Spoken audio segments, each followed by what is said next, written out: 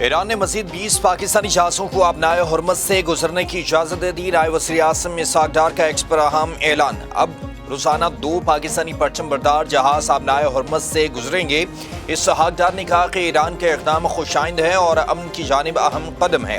ایران کے اس اقدام سے خطے میں استحکام آئے گا۔ ایران کا یہ اقدام خوشائند ہے، تعمیری اور قابل تعریف ہے۔ یہ پیش رفت امن کی جانب اہم قدم اور سفارتی کوششوں کی بڑی کامیابی ہے۔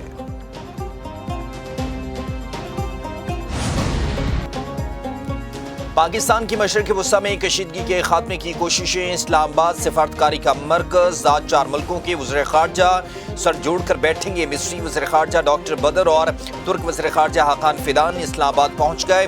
اعلیٰ حکام نے استقبال کیا۔ ترجمان دفتر خارجہ نے بتایا کہ مصر اور ترکیہ کے وزیر خارجہ نائب وزیر اعظم اسحاق ڈار کی دعوت پر اسلام آباد پہنچے۔ وزیر خارجہ علاقائی صورتحال پر مشاورت کریں گے۔ وزیر اعظم سے بھی ملاقات ہوگی۔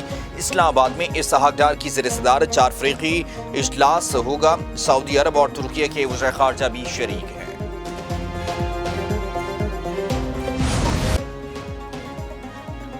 وزیر اعظم شہباز شریف کا ایرانی صدر مسعود پزشکیان کے ساتھ ٹیلی فونک رابطہ، دونوں رہنماؤں کے درمیان گفتگو 1 گھنٹے سے زائد جاری رہی۔ خطے میں کشیدگی اور امن کی کوششوں پر بات چیت۔ وزیر اعظم نے ایران پر اسرائیل کی مسلسل حملوں کی شدید مذمت کی۔ جنگ میں قیمتی جانوں کے ضیاع پر گہرے دکھ کا اظہار کیا۔ وزیر اعظم نے ایرانی صدر کو امریکہ اور خلیجی ملکوں کے ساتھ سفارتی رابطوں سے آگاہ کیا۔ کہا امید ہے اجتماعی کوششوں سے کشیدگی کے خاتمے کی مؤثر راہ نکلے گی۔ ایرانی صدر نے وزیر اعظم کی مخلصانہ سفارتی کاوشوں اور پاکستان کے مثبت کردار کو سراہا۔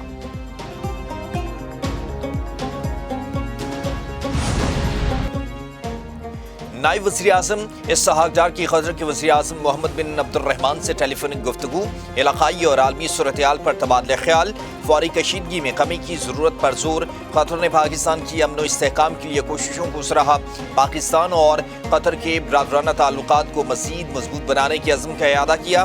نائب وزیر اعظم اسحاق ڈار کا انڈونیشیا کے وزیر خارجہ سوگیونو سے بھی ٹیلی فونک رابطہ، علاقائی اور عالمی صورتحال پر بات چیت۔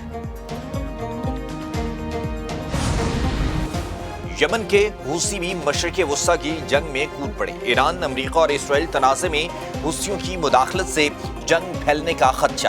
یمن نے ایرانی حمایت یافتہ حوثیوں کا حالیہ جنگ میں پہلی بار اسرائیل پر حملہ۔ حوثیوں کے مطابق انہوں نے حساس اسرائیلی فوجی مقامات کو نشانہ بنانے کے لیے بیلسٹک میزائل داغے۔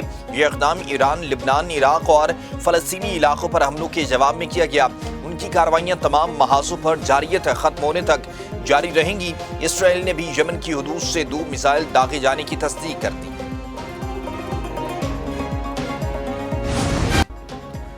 ایران نے اسرائیل پر کلسٹر بم برسا دیے۔ تل ابیب میں 1 شخص ہلاک، 2 زخمی۔ اسرائیل کے 11 مقامات کو نشانہ بنایا گیا۔ عمارتوں، سڑکوں اور گاڑیوں کو نقصان پہنچا۔ ایران کا کویت میں امریکہ کے 6 بحری جہاز تباہ اور کئی فوجی ہلاک کرنے کا دعویٰ۔ دبئی ساحل اور ہوٹل پر حملہ کر کے کئی امریکیوں کو نشانہ بنایا گیا۔ سعودی عرب میں میزائل حملے میں 12 امریکی فوجی زخمی، کئی امریکی ری فیولنگ طیارے متاثر ہوئے۔ ابوظہبی میں میزائل کا ملبہ گرنے سے 5 بھارتی شہری زخمی۔ اکنامک زون میں آگ لگ گئی۔ ایران کا امریکی کشتی کو نشانہ بنانے کا دعویٰ۔ دبئی میں یوکرینی اینٹی ڈرون سسٹم تباہ کرنے کا بھی دعویٰ۔ کیف کی تردید۔ ٹرمپ کے اعلان کے باوجود ایران کی توانائی اور جوہری تنصیبات پر حملے۔ امریکہ اور اسرائیل کی تہران، اصفہان سمیت مختلف شہروں میں بمباری۔ بچوں اور خواتین سمیت 48 شہری شہید ہوئے۔ مبارکہ کاؤنٹی کے 2 بجلی گھر تباہ۔ ایک پیداواری کمپلیکس کو بھی نشانہ بنایا گیا۔ تہران میں university of science and technology پر حملہ۔ ایران میں شہداء کی تعداد 2000 کے قریب پہنچ گئی۔ 250 طلباء و طالبات اور اساتذہ بھی شامل۔ حملوں میں 723 تعلیمی اور ثقافتی مراکز کو نقصان پہنچا۔ لبنان میں اسرائیلی فضائی حملے میں 3 صحافی شہید ہو گئے۔ حزب اللہ سے جھڑپوں اور حملوں میں 2 افسروں سمیت 11 اسرائیلی فوجی زخمی۔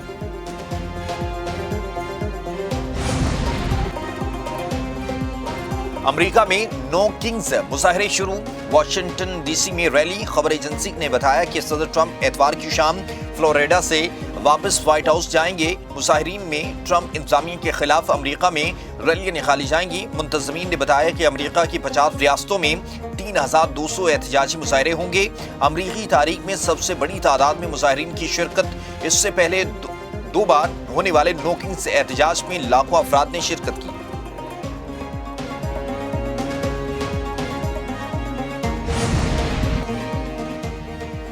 ईरान बगैर किसी वजह के हमला नहीं करता। सदर मसूद पज़ेश्कियान ने कहा कि अगर ईरान के इंफ्रास्ट्रक्चर या इक़्तिसादी मराकज़ को निशाना बनाया गया तो वो भरपूर जवाबी कार्रवाई करेगा।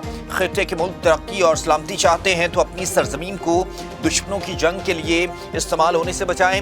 पासदारान इन्क़लाब के तर्जुमान ने कहा कि जंग के खात्मे के लिए शराइत तय कर रहे हैं। ईरान मैदान में ताकतवर और फातेह है। जो मुल्क जंग के खात्मे के लिए शराइत तय करेगा वही फातेह होगा। दुश्मन ईरान की फतह कबूल करने पर मजबूर हो जाएंगे। अब नाए हॉर्मज़ अमरीका और इसराइल के लिए मुकम्मल बंद है। यूक्रेनी सदर ज़ेलेंस्की का यूएई का दौरा, मुत्तहिदा अरब अमारात के सदर शेख मोहम्मद बिन जायद से मुलाकात, सिक्योरिटी और अस्करी सूरत-ए-हाल पर गुफ्तगू, ईरानी हमलों की मज़म्मत की गई। सऊदी अरब के साथ दिफाई मुआहदे के बाद ज़ेलेंस्की अबू धाबी पहुंचे। अमाराती हुकाम के अलावा यूक्रेनी माहिरीन से भी मुलाकात की। सदर ज़ेलेंस्की ने कौमी दिफाई माहिरीन की खदमात को सराहते हुए उनकी काविशों की तारीफ की। मुत्तहिदा अरब अमारात की सिक्योरिटी और फ़ज़ाई हुदूद मज़ीद महफूज बनाने के लिए नई हिकमत अमली अपनाने पर गौर। अब नाए हॉर्मज़ की बंदिश पर आलमी तेल मंडी पर दबाव बरकरार। आलमी मंडी में खाम तेल की कीमतों में 5% तक का इजाफा हो गया। बरतानवी ब्रेंड खाम तेल की कीमत बढ़कर $113 फी बैरल से तजावुज़ कर गई। अमरीकी WTI खाम तेल $100 फी बैरल की सतह पर पहुंच गया।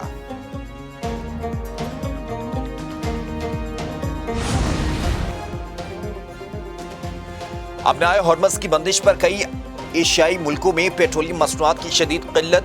फिलिपाइन में कौमी तवानाई से मुतालिक हंगामी सूरत-ए-हाल का ऐलान कर दिया गया।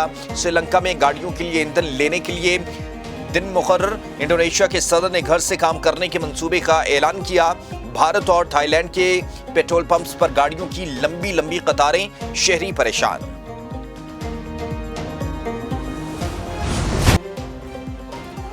IMF और पाकिस्तान के दरमियान स्टाफ लेवल मुआहिदा तय पा गया। एलामिया के मुताबिक IMF के तहत पाकिस्तान को $1 अरब कर्ज की किस्त मिलेगी। RSF कर्ज प्रोग्राम के तहत $21 करोड़ मिलेंगे। दोनों प्रोग्राम्स के तहत मजमूई अदायगियाँ $4.5 अरब तक पहुँच जाएंगी। IMF एग्जीक्यूटिव बोर्ड की मंजूरी के बाद रकम मुंतकिल होगी। पाकिस्तान की मईशत में बेहतरी का रुझान, महंगाई, करंट अकाउंट खसारा काबू में रहा। मशरक़ वस्ता कशीदगी से मुआशी हालात खराब हुए। IMF का मौसमियाती तब्दीली के खिलाफ इक़दाम तेज करने का मुतालबा। सरकारी इदारों में इस्लाहात और निजकारी का एजेंडा तरजीह होना चाहिए। मईशत में हुकूमती किरदार कम और निजी शोबे को ज़्यादा मौक़े दिए जाएं।